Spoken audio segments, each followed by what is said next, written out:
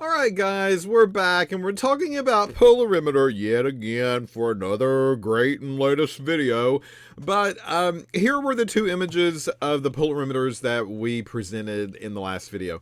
So I told you that sodium D lamps are pretty important. They're kind of the traditional type of lamp or bulb that we use in the polarimeter tubes. And a little bit about sodium D before we go a little further deeper into the polarimeter theory about why it's so important. This is an image of a sodium D bulb, and just like any other bulb, it either plugs in or it just kind of screws in. They're very easy to change. You do get limited lifetime out of them, so basically what that means is that just like any bulb, it doesn't last forever. It's going to blow, and when it does blow, you've got to replace them. So very often these chambers are very easy to get to. You just take some screws off, take the cover off, unplug the other bulb, and plug the new one back in, and just put everything back together. So very easy kind of maintenance piece to do with polarimeters. It's just a matter of where is that bulb located. So depending on where the polarimeter was manufactured and how it was made and where the bulb is located, that's going to be slightly in different spots, but for the most part it's pretty traditional, kind of easily accessible at least.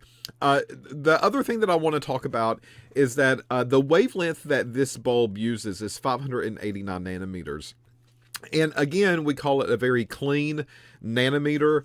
And the reason for that is because when the bulb gets energized, so when we put electricity to it and we turn it on, what's going to happen is that light is going to be given off of the bulb, just like any other bulb. Nothing special there, right? But the thing with sodium D is that light energy is given off, and only really two slivers of little light will actually come through. This is what we would call the atomic emission spectra, because it's emitting light, and we are picking up the emission with our eyeballs because we can see that light. And then this is what we would call atomic absorption. So the atoms are absorbing light, and when they absorb that certain flavor, what's happening is that they spit out the same flavor. So, you know, you are what you eat in a way.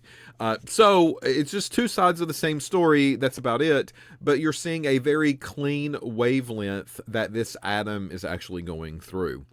So on the absorption side of the house, it really only is very picky. It's really only having two flavors of wavelength that it enjoys. And then on the emission side of the house, it's giving off those two emissions, and those wavelengths are identical.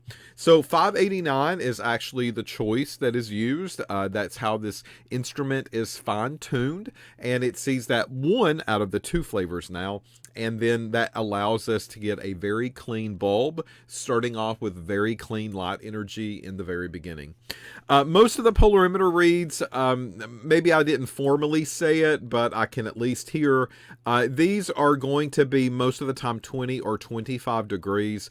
There are a few times where it does want you to heat these samples up, but the monographs or the lab directions will tell you all of that information. But that is an option for our polarimeters. So again, 20 or 25 degrees, though, for the most part is where we are. So in all of the shorthanded notation of these polarimeter values that we see in reference textbooks and the way that we report them, you're going to see a bracket with an alpha A. So the little squiggly right there, that's an alpha. So bracket alpha.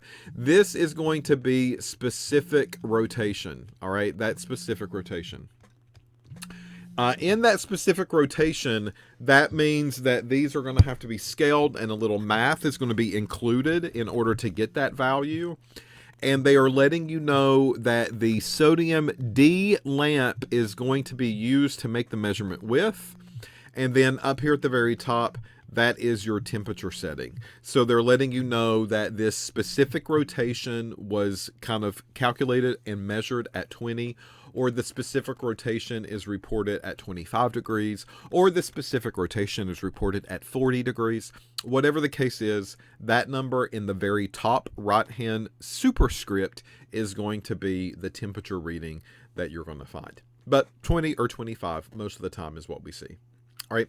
So we always want to double check those requirements before we even do a run on the polarimeter. We want to make sure that our temperatures are appropriate. We want to make sure that everything is aligned up. If not, we could get some bogus data, and that bogus data is not going to make any sense. So now we need to talk about like why is this so important? Why is this something that we often do in a laboratory, especially in the pharma world and with anything that has these chiral centers? So we've already discussed that the 3D orientation of molecules are very important. So these 3D orientation of the molecules I mentioned in a previous video, it's like a lock and key model.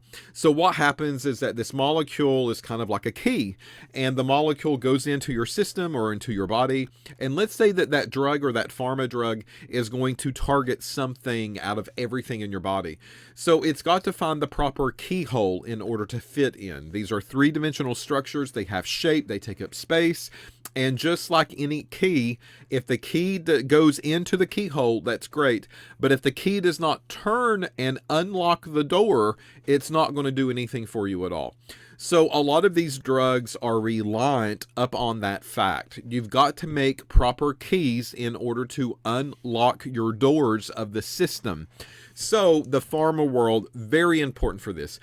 Food ingredients and food additives sometimes are going to be important for that as well, because your body is going to absorb those ingredients. Your body will use those ingredients in some form or in some fashion. And we want to make sure that all of the keys that we give you on the key ring are not going to be poisonous. They're not going to cause any type of harm, and they're not going to kill you. So with that said, a pharmaceutical type of drug, let's say for instance, can come in many different versions of a key. You get the entire key ring with 20 or 30 keys on them. Each key is a different chiral or 3D stereochemical object. So they're all made in slightly different ways, but they all go into the keyhole of the door. They just don't quite necessarily fit 100% of the time. One will fit, one will unlock the door, one works, and one is what you're after. So because of that, the pharmacology is different, the toxicology is different. Sometimes certain drugs are okay and safe, and sometimes the other version, maybe the left-handed versions or different orientations of them, are going to be totally different. These are things that you want to prepare for. These are things that you want to test for, especially in the pharmaceutical world. Chiral compounds are everywhere, folks. It's not just in pharma, but you're also seeing them quite a bit again in food. So amino acids and proteins, antibiotics and sugars, all of these are typically chiral compounds that can be measured and analyzed in a polarimeter. And then the other thing that we want to talk about is this term called a racemate. And a racemate is an equal amount of each version of a chiral compound that has turned an optical rotation. All right, so what does that even mean? Okay, well, let's take a look and figure out what a racemate is all about. So with a racemate, I'm going to say, here is one version of a drug, and I'm going to say this is just the positive version. It turns light right-handed. And then here is the same drug, and it's just a negative version of that. So these things are isomers. They are stereoisomers, and we call them stereoisomers because stereochemistry, and stereochemistry is 3D shape, and 3D shape has everything to do with the way the molecule is made, and that then in turn also allows it to become a optical active compound possibly, and that optical activity is going to be different depending on which stereoisomer that I'm using. All right, so either way, let's say that I've got a solution that's got this compound in it that is maybe a positive 10. And then the same compound made up of the same ingredients. Remember, those are isomers, iso, same, mer units. So the Legos of the kit are going to be used to build a different orientation of molecule. So everything's used and it's the same molecule, it's just turned in a different direction. So that allows it to turn light in a different direction. So we make a solution of that one, and let's say that one is -10. So most of the time, if one that turns right-handed goes to a certain value, 10, 20, 30, 40, 50, then the other version that turns it the opposite direction will be the same exact value, it's just a different sign. So if one version turns at +25, then the opposite version will be -25. You won't really see any odd ones that show up. The numbers are going to match if they are proper stereoisomers of each other. With that said, though, you could have a mix of the two. And if you get a mix, then what happens is that it begins to change the optical rotation from the textbook value. So let's say that this is a 50-50 split.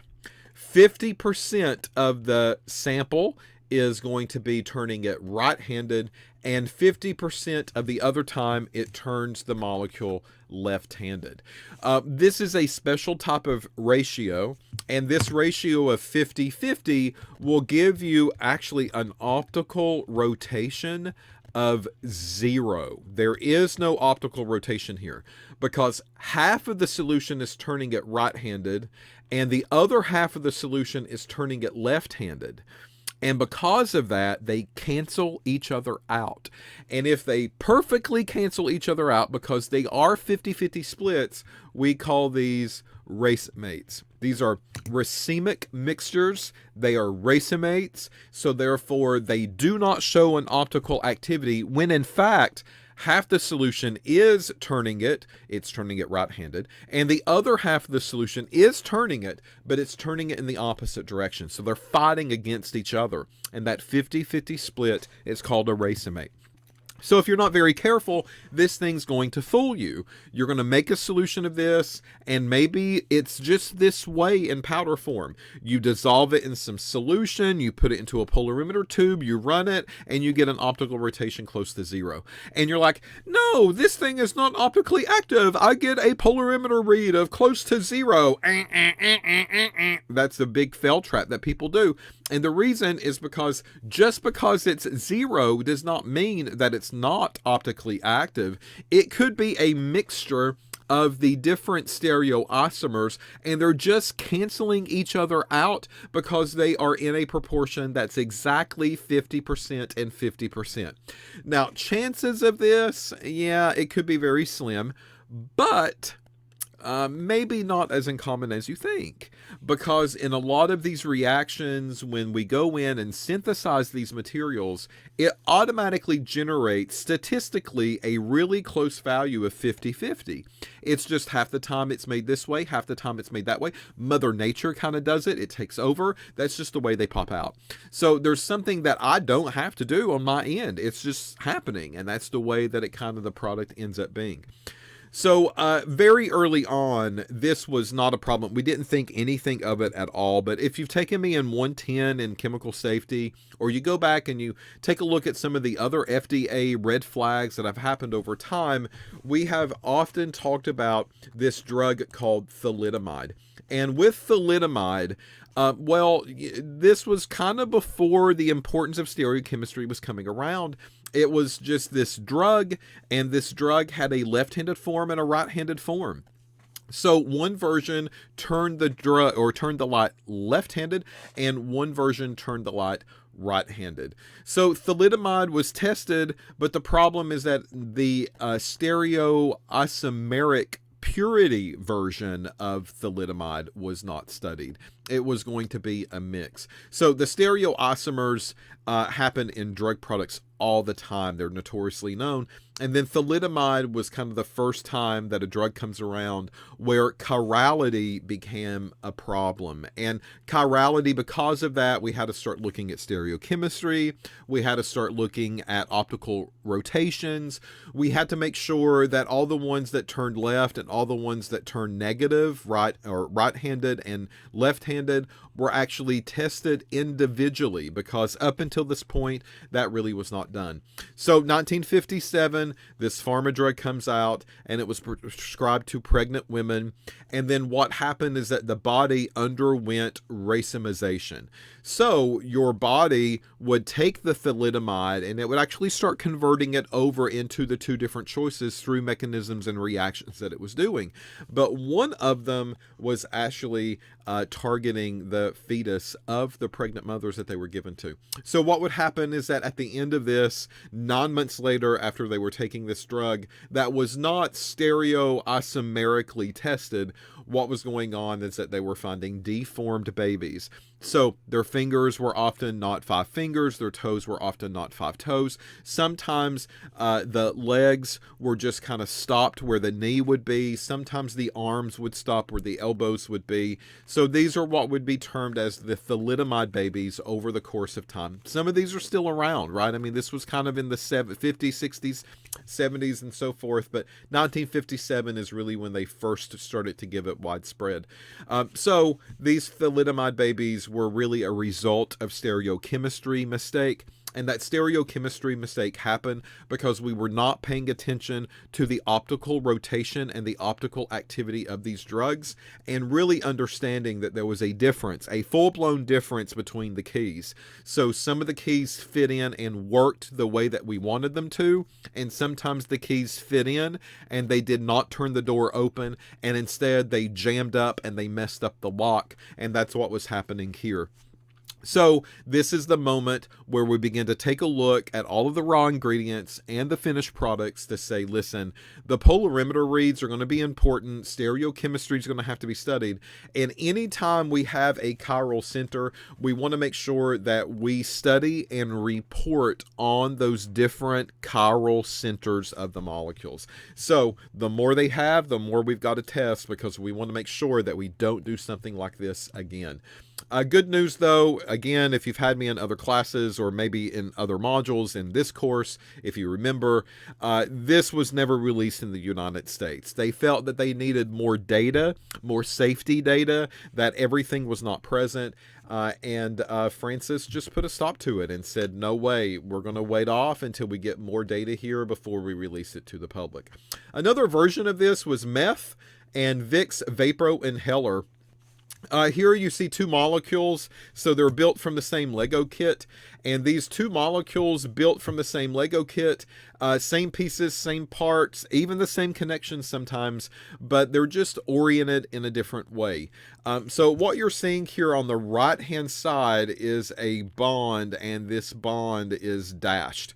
And that dash bond means that it points away from you. So if this molecule was drawn on a sheet of paper, that one little piece right there would be pointed toward the back. It would go behind that sheet of paper and it would be away from your face.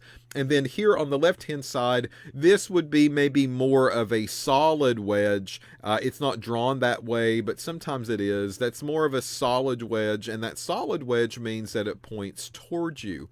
So again, if this structure was drawn on a sheet of paper, that solid wedge is pointed directly at your face, and it's pointing up towards you as you look at it. So this is different orientation. It's different 3D chemistry, right? So in one version, what we have is methamphetamine. So this meth, you know, kind of the things with meth as because it is labeled as a drug.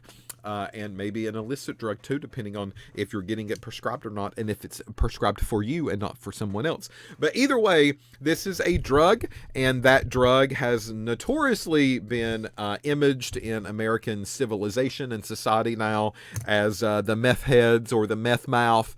You've seen those pictures. If not, just Google it. You'll find them. And then on the other side, due to the stereochemistry of just that one little piece and it's pointing away or towards you, you get Vicks Vapro Inhaler. So a legal ingredient that they are putting in Vicks Vapor Rub, and it's just in basically inhaler that you just squirt up your nose. That's perfectly safe. It has nothing to do with meth. It's not even the same. There's no reaction built the same way. They are totally totally different from each other, even though they have the same connections, the same number of nitrogens, the same number of carbons, the same number of nitrogens.